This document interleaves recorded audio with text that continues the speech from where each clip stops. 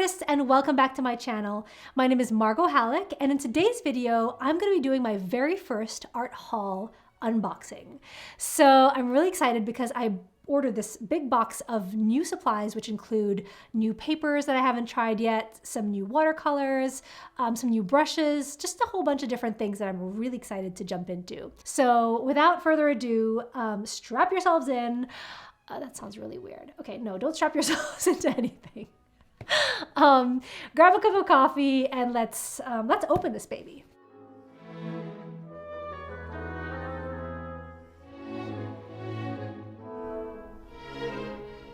Okay, so I have my box. Let's put it on the table and just open it up with my X-Acto blade. Kids don't do this at home, or at least don't do it without supervision. All right, so let's get this open.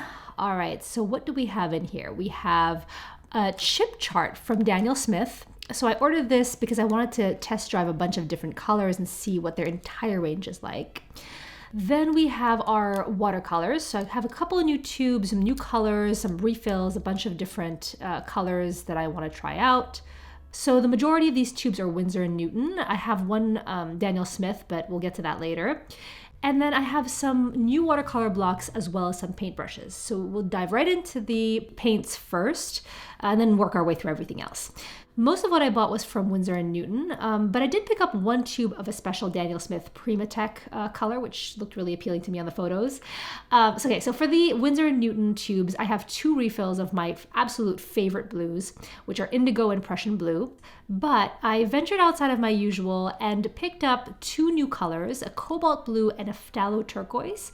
Both of these I was able to swatch on one of those Winsor and Newton dot sample cards, and they looked really nice, so I'm excited to try these out long term. Then I have a ultramarine violet, which is going to be an alternative to my usual, which is dioxazine violet. And then last but not least, a lemon yellow deep, also from Winsor and Newton. And Winsor and Newton, I always get this wrong. And if you guys are interested in learning more about my favorite watercolor colors, check out the card above for a full video on that. So the last tube that I have is actually for a specific project that I'm working on. I'm doing these botanical meets dance illustrations for the spring, and I spotted this really cool pigment that is, well, I don't know if it's a pigment, but it's from the Daniel Smith Primatech line. And what they do is they use special minerals, and this one in particular is from a mineral mined in Austria to create these really amazing colors. So that's it for the paints. Next up is a dot card that I got from Daniel Smith because I really have been enjoying their paints a lot lately, and I wanted to explore what their entire range was like and how that compares to my usual favorite, which is Winsor and Newton. So I ordered the special chip chart, which is amazing. It has, I forget how many colors, 230, what does it say here? It has, yes, 238 colors. So every single color in the entire range from Daniel Smith is swatched out in these cards. And they are organized in color families. So you have the yellows and the reds, the greens and the blues. And then on this card, it looks like they have their iridescent colors, their interference colors, the golds, the silvers, all the sparkly colors. So that is the entire range, and it's amazing. There's so much to get into. And one of the other reasons why I really enjoy these swatch, or they also call them dot cards, and I have the same one from Winsor and Newton, is that they have a special guide at the bottom of each one of these sheets, which connects to each of the paint swatches. And what that does is that it gives you an overview of attributes about that specific paint. So light fastness, if it's granular, if it's transparent, or if it's more opaque. And if you're unfamiliar with how to read these types of charts, or if it sounds like weird science to you, let me know in the comments below, and maybe I can do a video all about that. And before we move on to the next item, I wanted to point out that with these chip charts, what's really cool is that you can actually activate the paint swatches just by adding water to it, just like any old regular watercolor that you squeeze out from the tube. So what that allows you to do is really take these paints out for a test drive and see how they operate, how they feel. You can even pick the paint off from the dot chart and bring it onto another piece of paper, like I'm going to do right here. And you can even do a whole project with just that little swatch. I mean, these pigments really pack a lot of punch, so you don't need that much. So having the entire range like this really gives you a lot of opportunities to take a full test drive with these paints. All right, so moving on to the next items on my list, I have two new paintbrushes, and these are watercolor brushes.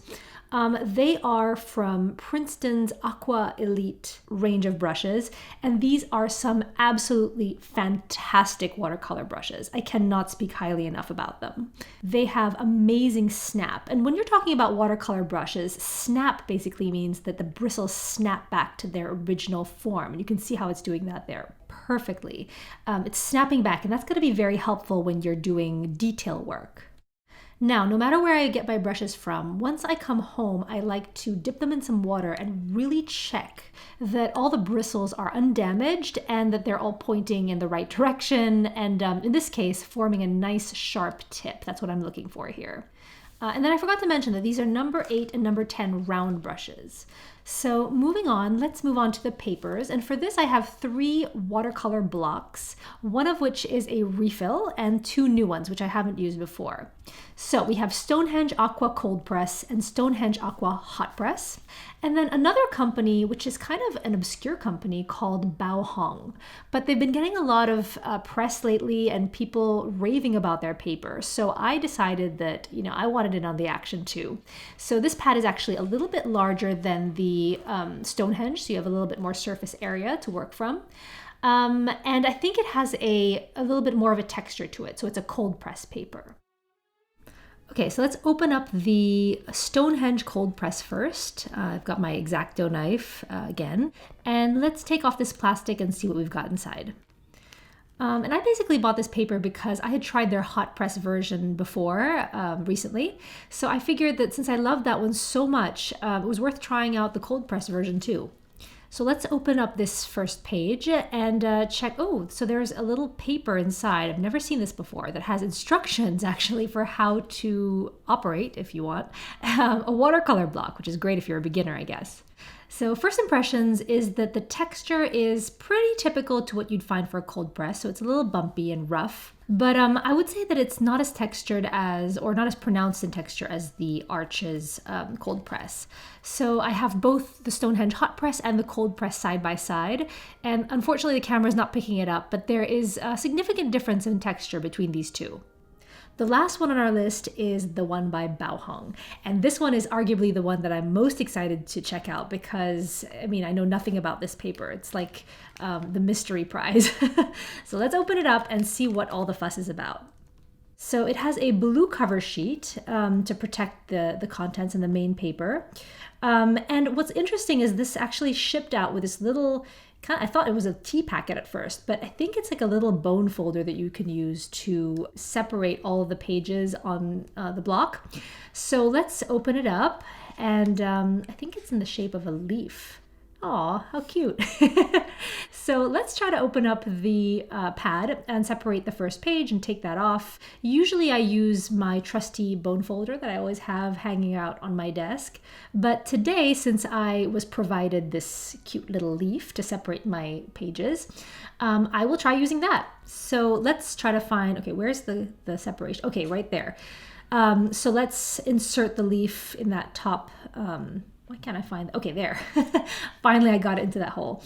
And try to separate that, and it's sticking a little bit. Oh, I'm not loving how this is working. It's catching.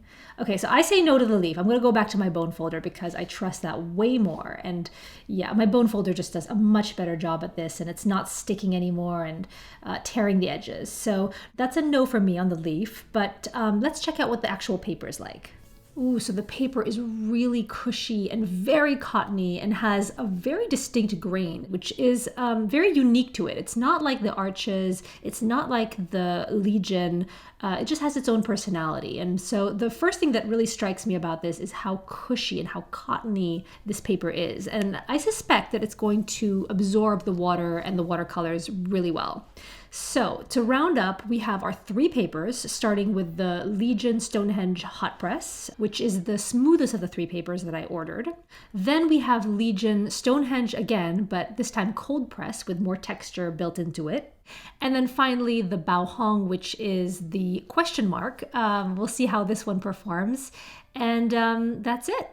So I hope you enjoyed this video, and if you want any detailed reviews about any of these items that I just opened up today, let me know in the comments below, because as of now I don't have any opinions, but I'm sure I will as I start using them in my own work.